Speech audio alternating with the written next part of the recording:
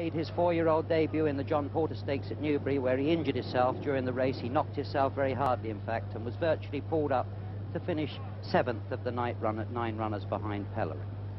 He's run twice since then, here at Ascot, that was in the Hardwick Stakes, at the Royal Meeting, where he failed by 3 lengths, I should say, to hold the challenge of Pellerin, and then regaining winning form at Newmarket. That was at the July Meeting, when rallying close home to beat Castle Keep and Centurious in a battle of necks. And he really fought on that occasion, and Leicester had to pull out all of the stops. And as you see there, he's quite heavily bandaged on both of his forelegs, and it's reported that Henry Cecil, his trainer, has had quite a lot of trouble of keeping this horse right and getting him fit for this great race today. Number 3, Light Cavalry. And there we have Master Willie. Last year, Master Willie ran 8 times and only finished once out of the first 4. His 2 wins came over 1 mile and 1.25 miles, and was also runner-up in the Epsom Derby behind Hendon. This year, he's a much stronger horse, and I think he's improved a hell of a lot. And as you see, very much on his toes. He's undefeated in his 3 starts. That was the Jockey Club Stakes at Newmarket in May, running out a 15-length winner from King's Ride, that was. The Coronation Cup at Epsom in June, this time getting the better of Prince B by 2 lengths. Both of those races were over 1.5 miles. He was brought back to the 1.25 miles for the Eclipse Stakes at Sandown at the beginning of the month, where he made all the run-in to beat the subsequently disqualified Hard Fought by 3 parts per length. He had Fingal's Cave 4th and Madam Gay 5th behind him. He's a lot better horse held up, and he's had to, in his races this year, make most of his own running in nearly all of his races. And if Philip Waldron can give him plenty of chance today, I can see him making perhaps the best fight of it of all the other runs. Number 4, Master Willie. This is Pellerin, number 5. After finishing 4th in last year's Derby, Pellerin's form deteriorated somewhat. However, this year as a 4-year-old, he's done nothing wrong, and he's undefeated in 3 starts. His first race of the season was the John Porter Stakes at Newbury, where he got the better of Crackervale by a head. He then went on to win the Ormond Stakes at Chester in May. He got up on the line to beat Bill Broker in the closing stages, but in fact he was travelling so fast at the finish that he had a length and a half of daylight between him and the runner-up at the finish. He then came for the Hardwick Stakes here at the Royal Meeting, where he showed a good turn of foot to deprive Light Cavalry of the spoils by 3 lengths, and perhaps that's the best run he's ever put up. It was a good performance that day, and he's 7-1 in the betting at the moment. That's number 5, Pellerin. Here he is, Shergar himself, with young Walter just flexing his muscles there. Shergar has run 6 times in his career and has only met defeat once. That was at the hands of Beldale Flutter in the William Hill Futurity Stakes at Doncaster as a 2-year-old.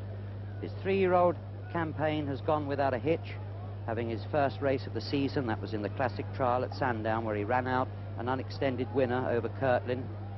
He then took the Chester Vase with no less than 12 lengths from Sunley Builds. His next start was in the Epsom Derby, where he never looked in any danger at any stage of the race, running out a 10 lengths winner from Glinter Gold.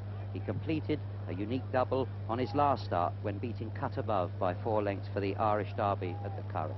And that day he had Lester Piggott in the saddle, because young Walter, who we're looking at there, had suffered the wrath of the stewards and had to stand down and watch it from the stands. But young Walter had the pleasure of riding him in the Epsom Derby. Well, there he is, the horse that has a $10 million, I should say a £10 million tag on him when he retires and goes to stud. And he looks worth every penny of it at the moment. Well, this is number 8, the only lady in the race, a bay filly.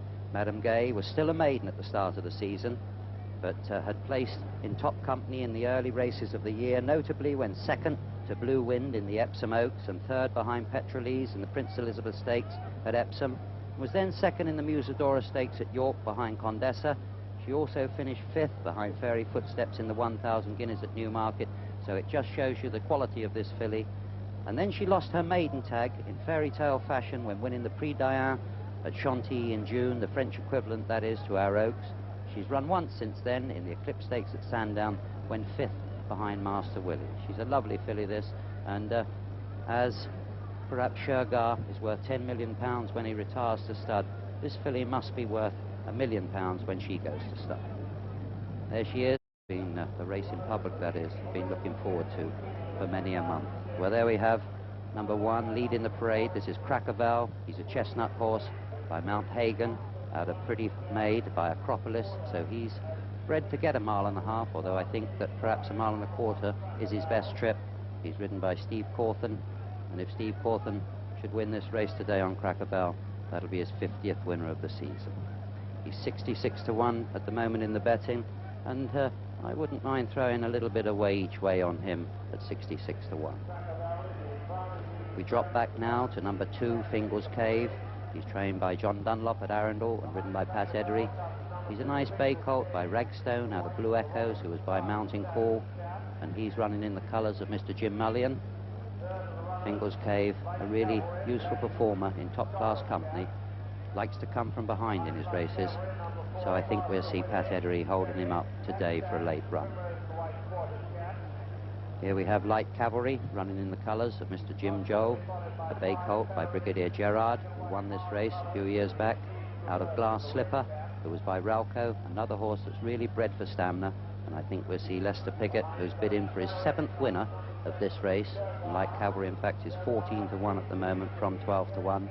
I think we'll see Lester cutting out the early work, and I think we'll see him making it a really super pace early on, because that's the only chance really Light Cavalry has got, and that's to try and wear down Shergar and the other 5 runners' stamina. Here we have Master Willie, and as Julian says, this is the one he likes to chase Shergar home. He's 7 to 1 from 13 to 2 at the moment. Master Willie, a chestnut colt by High Line out of Fair Winter, who was by Set Fair. That's rather unusual, because Set Fair was a very good sprinter of many seasons ago when trained by Walter Nightingale at Epsom, and I just wonder where this horse gets his stamina from. I suppose it's from his sire High Line. He's trained by Henry Candy, running in the colours of Mr. Robert Barnett and ridden by Philip Wald. This is Pellerin, trained at Newmarket by Harry Ragg, running in the colours of Sir Philip Oppenheimer. He's 7 to 1 at the moment. He's a bay or brown colt by Sir Gaylord out of Padrona by St. Paddy, so another one that's bred to get the mile and a half really well. Brian Taylor is undefeated on this colt so far this season from his 3 starts, and has really struck up a really happy partnership and knows how to ride him backwards. We drop back to number 7, Shergar. Well, what do we say about this 3-year-old colt, except for the first time in his career he's meeting his older rivals. He's 11 to 4 on favourite, and they go 7 to 1 bar him. A beautifully bred colt, Shergar, by Great Nephew out of Shermeen by Val de Loire, and running in the colours of His Highness the Aga Khan, and I think today will give Walter Swinburne a really another great moment, such as he did when he won the Epsom Derby. We drop back now to the filly, Madame Gay. As I say, she's 40 to 1 at the moment.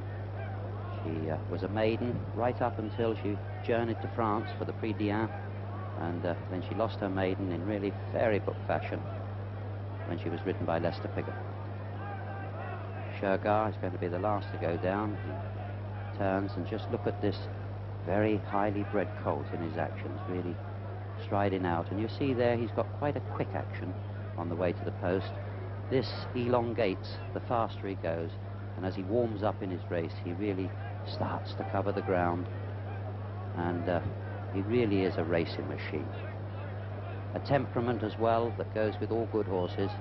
Nothing really worries him. He walked round the paddock as if he'd been doing it, never mind for 2 seasons, I should say, because he only ran twice as a 2-year-old.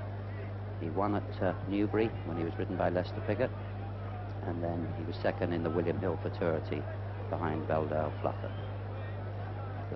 3-year-olds no less than 15 times, and by 4-year-olds 14 times, and once by a 5-year-old. So the 3-year-olds have a pretty good record. Master Willie. Well, there we see Walter Swinburne with all the responsibilities of the world on his shoulders at the moment. I wonder how he sees this race being run. In his riding, he's never in the wrong place. Shergar 5 to 2 on favourite from 11 to 4 on, and still 7 to 1 bar him. But just look at Shergar standing there, and just look at the wonderful job Michael Stout has done to bring this colt to perfection for today's race. He's running the Epsom Derby, the Irish Derby, and just look at the condition. Still on Shergar, his coat really shining out there, and it's no mean feat to produce a colt for these races, because a lot of work goes through them on their way to a race like this. 12 to 1 from 14 to 1. Pat Edery bid him for his second King George. He won it in 1975 on Grundy. Well, Brian Taylor goes in on Pellerin. Brian bid him for his first win of this great race. I've had quite a lot to say of all the runners, all 7 of them. Let's join Peter O'Sullivan. That's Fingal's Cave in. And now Shergar himself. Walter Swinburne in his first ride in the King George VI and Queen Elizabeth Diamond Stakes. Master Willie goes in. There's Crackerval and Light Cavalry to go. Lester Piggott here on his 25th ride in the big race. Goes into his stall. Shergar 5 to 2 on, Master Willie 7 to 1, Pellerin 15 to 2. Crackerval is in, and that's it. They're all installed under starter's orders, and they're away. Shergar, Master Willie, and Light Cavalry the first to show, and Light Cavalry going on now from Master Willie and Shergar. Then comes Madame Gay, Pellerin on the inside, Fingal's Cave, and finally Crackerval. Light Cavalry making it from Master Willie and Shergar, disputing second. Just behind them come Madame Gay, then Pellerin. Behind Pellerin is Fingal's Cave, and finally Light Cavalry as they race downhill still towards Swinley Bottom. Light Cavalry not taking him along at a very fast gallop at the moment. From Master Willie on the outside of Shergar, then Pellerin and Madame Gay matching strides, and behind them Fingal's Cave, and finally Crackerval. Racing towards the mile pole now in the King George VI and Queen Elizabeth Diamond Stakes, and it's Light Cavalry, Lester Piggott in the lead from Master Willie and Shergar, then Madame Gay and Pellerin, then Fingal's Cave, and finally Crackerval. Racing towards the 7 furlong pole, and the pace has quickened, and Light Cavalry still in the lead from Master Willie second, Shergar the 3-year-old on the inside. Just behind them Madame Gay, the only filly, then comes Pellerin. Behind Pellerin is Fingal's Cave, and then comes Crackerval. They passed the 7 marker, racing towards the 6 now, and still Light Cavalry from Master Willie. Then Shergar, Madame Gay getting closer, then Pellerin. Behind Pellerin, Fingal's Cave, and finally Crackerval. They pass the 6 furlong pole now, racing towards the 5, and it's Light Cavalry from Master Willie, Shergar, Madame Gay going up on the outside of Shergar. Pellerin comes next, Fingal's Cave and Crackerval getting closer. Racing towards the half-mile mark, and as they do so, Master Willie goes up on the outside of Light Cavalry, Shergar on the inside, then Madame Gay. Behind Madame Gay is Fingal's Cave. Pellerin is losing ground, then comes Crackerval. They're racing towards the home turn, and it's Master Willie and Light Cavalry. Master Willie going on now from Light Cavalry. Madame Gay's moved round on the outside of Shergar. Shergar in 4th place now as they race towards the home turn.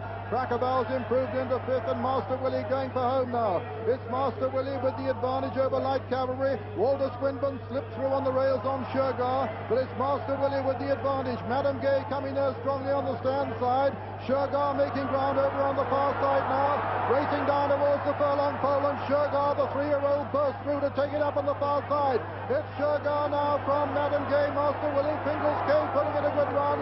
But as they race into the closing stages, Shergar linking in his stride is going to win it in tremendous style. Shergar striding up to the line from Madame Gay and Fingal's Cave, and at the line Shergar wins it. Madame Gay and Fingal's Cave in a photo for second and third. Then came Master Willie and Crackerval and Pellerin and Light Cavalry. A photo for second, but no doubt about the winner of the 1981 King George VI and Queen Elizabeth Diamond Stakes. First, number 7, Shergar, owned by His Highness the Aga Khan, trained by Michael Stout, and ridden by Walter Swinburne. And it's a photo for second place, a photo between